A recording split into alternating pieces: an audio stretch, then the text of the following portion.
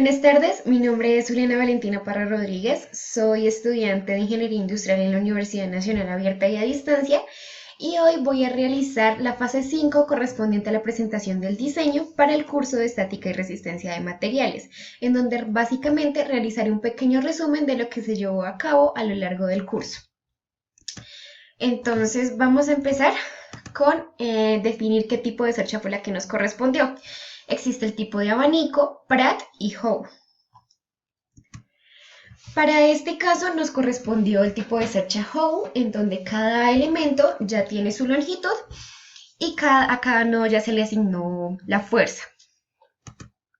Entonces, debemos tener en cuenta las especificaciones del diseño, en donde en este caso es que el área a cubrir corresponde a un terreno rectangular de 6 metros de frente por 18 metros de fondo.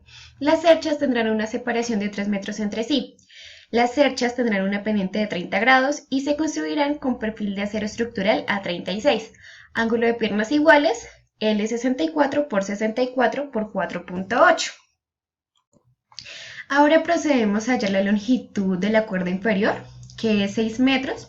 ¿Por qué 6 metros? Porque nos dice que acá son 6 metros de frente. Luego nos dice que tenemos que hallar la longitud de la cuerda superior, en donde utilizamos la longitud de la cuerda inferior sobre el coseno de 30, que es el ángulo que nos dan. Esto nos da 6,928 metros. Ahora procedemos a hallar el número de cerchas, que vendría siendo lo que nos dan de fondo, que serían los 18 metros, sobre 3. ¿Por qué sobre 3? Porque nos dicen que las cerchas tienen una separación de 3 metros entre sí. Y a esto le sumamos 1, entonces nos daría 7 cerchas. Ahora procedemos a hallar el área de influencia, que vendría siendo la longitud de la cuerda superior por los 3 metros que nos dan de separación entre cercha y cercha. Y esto nos daría 20,78 metros al cuadrado. Y la velocidad del viento, que finalmente sería 10 metros sobre segundo. Listo, ya con estos elementos calculados, podemos calcular las longitudes de la armadura, en donde podemos decir que AL, LK, KJ les corresponden unas longitudes de 1 metro. ¿Y 1 metro por qué? Porque aquí en las especificaciones del diseño nos dice que de frente tienen 6 metros. Entonces esos 6 metros los vamos a dividir entre las secciones que lleguemos a necesitar. Ahora, para hallar AB, BC, CD, DE, lo que hacemos es utilizar lo que nos dio en la longitud de la cuerda superior, que es 6,928 metros, y lo vamos a dividir otra vez entre las secciones que necesitamos.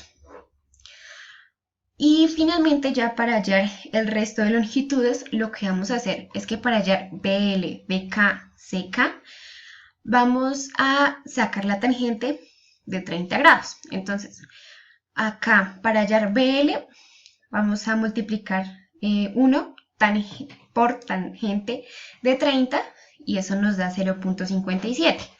Para hallar BK vamos a multiplicar 2 por tangente de 30 y eso nos va a dar 1,15 y así sucesivamente. Cuando lleguemos acá, lo que hacemos es seguir desarrollando el ejercicio por relación de triángulos, ya que este elemento de acá nos va a dar igual a este elemento de acá. Ya cuando tengamos todos los elementos calculados, lo que hacemos es sumarlos y vamos a tener el total de las longitudes de la armadura. Ya cuando tenemos calculadas las longitudes de cada elemento, procedemos a hallar el ángulo de piernas iguales, en donde aquí en las especificaciones nos dice que debe ser de L64 por 64 por 4.8. Entonces, en el libro de Beer hay unos anexos, los cuales pues, nos dicen algunas especificaciones de cada uno de los ángulos. Entonces, acá buscamos el que nos dieron a nosotros, que es el 64 por 64 por 4.8. Acá tenemos 4.60 y eso lo vamos a multiplicar por 2. ¿Y por qué por 2? Porque pues son ángulos enfrentados, entonces son 2. Y esto nos da 9.2 kilogramos sobre metros. Listo. Ahora vamos a hallar el tipo de teja que va a necesitar nuestra armadura, que en este caso va a ser una teja Eternit número 6. Yo me basé en la ficha técnica que tiene Eternit de la teja P7, en donde pues la que se ajusta más a las necesidades de mi armadura es la número 6. Para cada pendiente se requieren cubrir los 3.46 metros de longitud de la cuerda superior. ¿Por qué 3.46? Porque la longitud de la cuerda superior se va a dividir entre 2 y básicamente va a corresponder a esta mitad de nuestra armadura. Luego se usarán 2 tejas. ¿Y por qué 2 tejas? Porque vamos a sumar la longitud total más la longitud útil, y eso pues nos va a cumplir con las necesidades de este 3.46.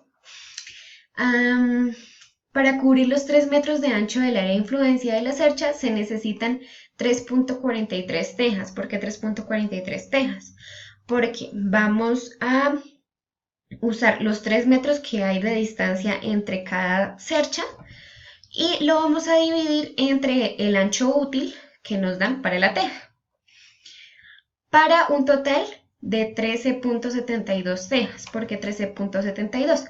Porque las vamos a multiplicar por 2 y las vamos a multiplicar por 2. O sea, este 3.43 lo vamos a multiplicar por 2 y otra vez por 2. Y cada una pues posee un peso, acá está el peso, de 17.66. Ahora vamos a hallar la distancia entre correas y qué correas vamos a usar. Se usarán correas en celosía construidas con varilla de acero y con una densidad de 5 kilogramos sobre metros. Bueno, básicamente esta es la masa que posee casi todas las correas. El número de correas para cada pendiente será de 3, para un total de 6 correas para las 2 pendientes, lo que da una longitud total de 6. Este 6 lo vamos a multiplicar por 3 del ancho de área de influencia y eso sería igual a 18 metros. Entonces vamos a usar 18 metros de correa por cada cercha. Listo, ahora vamos a realizar el cálculo de las cargas vivas. Entonces, las cargas vivas, ¿cómo las hallamos? Las vamos a hallar con el peso promedio de una persona, que pues vendrían siendo 70 kilogramos sobre metro cuadrado, por el área de influencia, por 9.8 metros sobre segundo cuadrado, que pues es la gravedad. Entonces acá nos da 1471.5 newtons. Ahora, para el cálculo de las cargas muertas, ¿qué es lo que necesitamos? Primero necesitamos hallar la masa de la estructura, en donde la masa de la estructura es el ángulo de piernas iguales que habíamos encontrado por el total de la longitud por 9.8 más lo que es la longitud por el peso de las correas, que básicamente es la longitud de cada correa por cercha, por el peso de la correa, por la gravedad. Este valor que tenemos acá corresponde al peso de las tejas, en donde es el total de tejas por el peso de cada teja por la gravedad. Y finalmente el valor que vemos acá corresponde a las cargas de viento, que básicamente es un medio por 1,2 por la velocidad por el área de influencia. Entonces eso nos da 6.626 por 716 newtons. Ahora, ¿cómo vamos a realizar el cálculo de las cargas totales? Fácil, las cargas totales, pues vamos a sumar las cargas vivas más las cargas muertas. Acá se me fue un SM, bueno, perdón. Y eso nos va a dar un aproximado de 21 kilonewtons. Entonces, ¿cómo vamos a hacer la distribución de las fuerzas sobre cada nodo? Entonces, lo que hacemos es que ese 21 newtons lo vamos a dividir y eso nos va a dar 3.5. Ese 3.5 lo vamos a poner en cada uno de los nodos centrales, los que están acá. Y después vamos a coger este 3.5 y lo vamos a dividir entre 2 y lo vamos a dejar a los extremos de la armadura. Y ya con eso tendríamos nuestra primera parte correspondiente a las cargas vivas, tejas y cosas generales. Listo, ahora vamos a hablar del método de nodos y secciones, en donde lo primero que tenemos que hacer es realizar el cálculo de las reacciones que van a ocurrir dentro de nuestra armadura, en donde decimos que la sumatoria de f de x es igual a 0, ax es igual a 0, y la sumatoria de fy es igual a 0. Entonces podemos decir que AY más GY es igual a 21 kilonewtons. ¿Pero por qué 21 kilonewtons? Porque vamos a hacer la sumatoria de las fuerzas exteriores que ocurren en nuestra armadura. Entonces, la sumatoria de todo esto nos tiene que dar 21 kilonewtons. Luego, vamos a proceder a hallar GY, en donde básicamente decimos que 3.5 por cada una de las secciones más 1.75, que son las fuerzas que ocurren en los extremos de nuestra armadura, por 6, que son las secciones que existen en nuestra armadura, menos GY por G6 va a ser igual a 10.5. Y tenemos que AY sería igual a 21 kilonewtons menos 10.5 kilonewtons, en donde sería igual a 10.5. Entonces ahora vamos a hallar el nodo A. Y para hallar el nodo A necesitamos hacer un diagrama de fuerzas, digamos, para tener un método gráfico y un método para guiarnos sobre qué fuerzas actúan sobre ese nodo. Entonces tenemos que está AB y AL. Entonces vamos a decir que en X, AL más AB por coseno de 30 es igual a 0. Luego tenemos que AL es igual a 17.5 coseno de 30, lo que nos daría que AL es un elemento en tensión que equivale a 15.15 kilonewtons. Ahora tenemos que en Y 10.5 menos 1.75 más AB seno de 30 es igual a 0. AB es igual a 1.75 menos 10.5 sobre el seno de 30 es igual a menos 8.75 sobre seno de 30, eso sería igual a menos 17.5 kilonewtons. Entonces acá ya debemos saber que es un elemento en tensión y un elemento en compresión. Decimos que un elemento está en tensión cuando es positivo y un elemento está en compresión cuando es negativo. Entonces, el nodo A en X está en tensión y el nodo A en Y está en compresión. Listo, ahora el siguiente nodo que tenemos en nuestra armadura es el nodo L. Entonces, lo mismo, realizamos el diagrama de fuerzas para tener una mejor ubicación y decimos que en X las fuerzas que actúan es LK y AL. Entonces, LK menos AL es igual a 0. LK menos 15.15, que fue lo que nos dio anteriormente en LA, es igual a 0. Entonces decimos que LK es igual a 15.15 kilonewtons y es un elemento en tensión.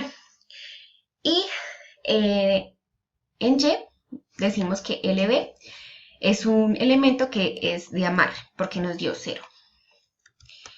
Pasamos al nodo B, en donde lo mismo, realizamos el mismo diagrama de fuerzas y decimos que BC por coseno de 30 más BK coseno de 30 menos AB coseno de 30 es igual a 0.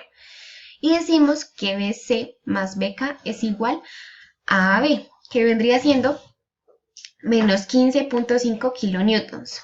En Y decimos que BC seno de 30 por menos BK por seno de 30 menos 3.5 menos AB seno de 30 es igual a 0. Entonces vamos a reemplazar los valores que ya habíamos encontrado anteriormente, en donde AB equivale a menos 17.5 y seno de 30. Entonces decimos que BC es seno de 30 menos BK seno de 30 menos 3.5 menos 8.75, que es el resultado de menos 17.5 seno de 30, lo igualamos a 0. Finalmente, esto nos va a dar que BC es igual a menos 14 kilonewtons, que es un elemento que está en compresión. ¿Por qué? Porque es negativo. Y BK también es un elemento que está en compresión porque está negativo y es igual a menos 3.5 kilonewtons. Pasamos al nodo K, en donde en X vemos que las fuerzas que actúan y los elementos que actúan son KJ menos KL menos BK coseno de 30. KJ sería igual a LK más BK coseno de 30. Entonces ya habíamos hallado ciertos valores aquí, con lo cual lo reemplazamos en la fórmula. Entonces decimos que KJ es igual a 15.15 más menos 3.03.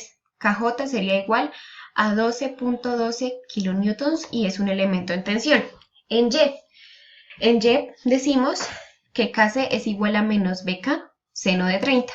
Reemplazamos los valores que ya habíamos hallado para BK y decimos que Kc es igual a 1.75 y es un elemento que está en tensión. Pasamos al nodo C. En el nodo C realizamos el mismo procedimiento y decimos que en X las fuerzas actuantes y los elementos que están incluidos en ella sería igual a CD coseno de 30 más CJ coseno de 49.1 sería igual a menos 14 coseno de 30. Y CD coseno de 30 más CJ coseno de 40.1 sería igual a menos 12.12. En Y realizamos el mismo procedimiento y llegamos a la conclusión de que CJ es igual a menos 4.69 kilonewtons si es un elemento que está en compresión y CD es igual a menos 10.54 kilonewtons si es un elemento que también está en compresión. Pasamos al nodo D. En el nodo D realizamos exactamente el mismo procedimiento. Eso lo tenemos que hacer el mismo procedimiento con los diferentes elementos, solamente que pues ahí jugamos con fuerzas y con los elementos que están relacionados. Entonces en el nodo D decimos que DE coseno de 30 menos CD coseno de 30 es igual a 0. Entonces DE vendría siendo igual a CD y entonces vendría siendo menos 10.54 y es un elemento que está en compresión precisamente porque es negativo. En Y decimos que menos CD seno de 30 menos D seno de 30 menos 3.5 es igual a DJ. Entonces DJ es igual a 7.04 y es un elemento que está en tensión. Listo, entonces ya cuando tenemos todos los nodos, las fuerzas que actúan sobre los nodos halladas, lo que vamos a hacer es que pues tenemos esta parte, ¿no? Tenemos estos nodos ya. Por nodos gemelos o por elementos gemelos también, pues como se trata de un triángulo simétrico, pues vamos a decir que en las otras nodos actúan las mismas fuerzas. Entonces, vamos a decir que en los nodos gemelos, que son AB y FJ, su fuerza es de menos 17.5 y están en compresión. AL y HG, su fuerza es de 15.15 y están en tensión. LB y HF son elementos de amarre, por lo tanto su fuerza es igual a 0.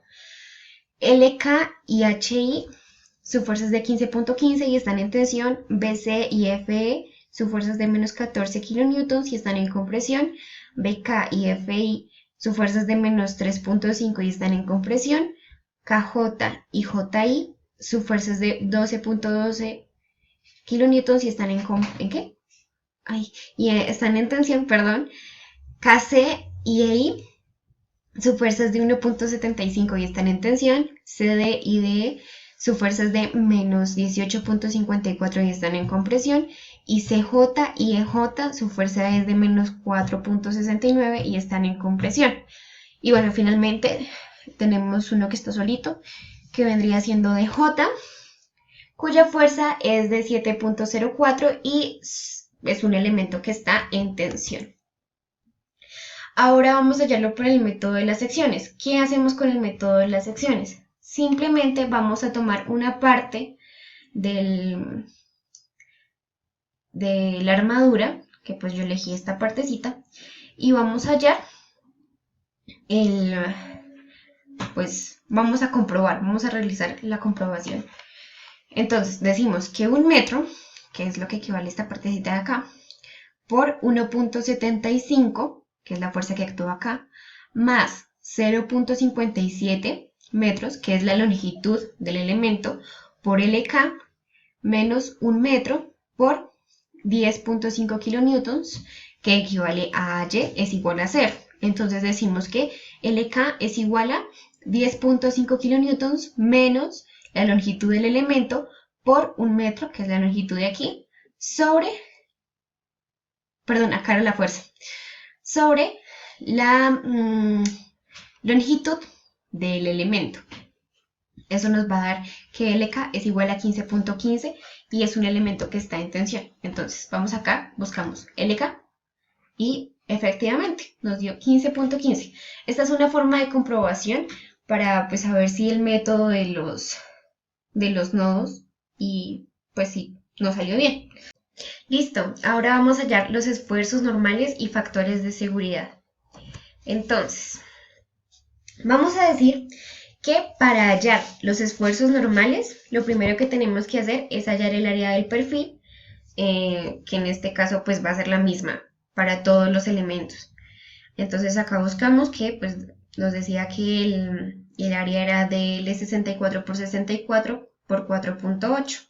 Y vamos a buscar acá en la parte que nos dice 5.81, que es donde nos va a dar el área. Y esto, lo que hacemos con esto es multiplicarlo por 2 porque son pues 2 ángulos y lo vamos a pasar a metros. Entonces, básicamente nos quedaría así, que el área del perfil de todos los elementos es de 0.001162. Listo. Ahora, ¿qué es lo que vamos a hacer? Vamos a hallar el esfuerzo normal. ¿Y el esfuerzo normal cómo lo hallamos? Fácil.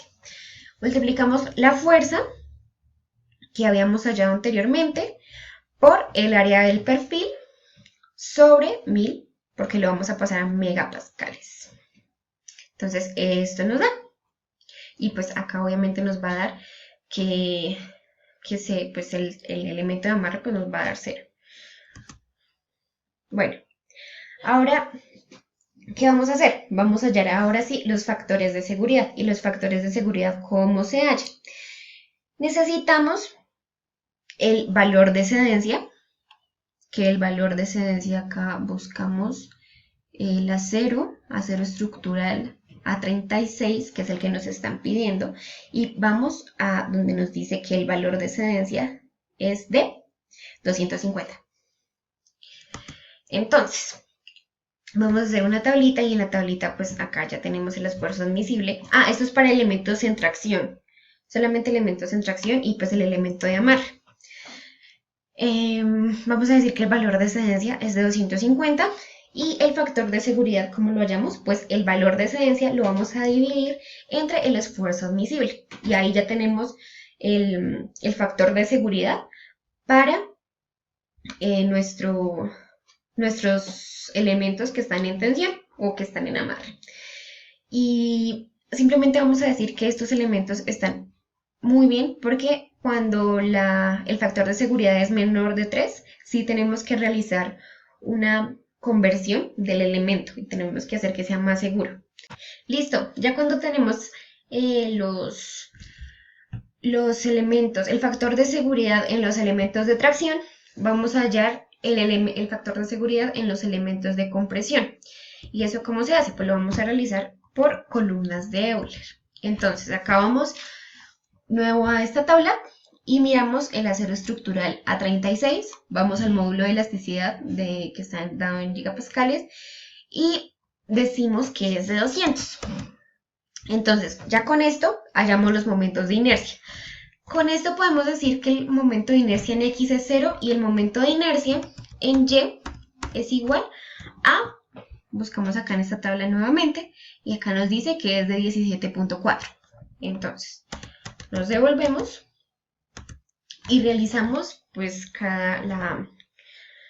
la fórmula en donde nos dice, acá podemos resumirlo en que el momento en X es 4.46 por 10 a la menos 7 metros a la 4.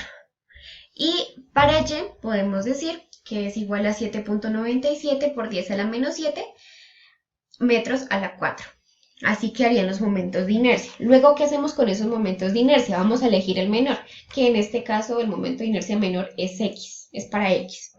Entonces, acabamos, ponemos el módulo de elasticidad en nuestra tabla.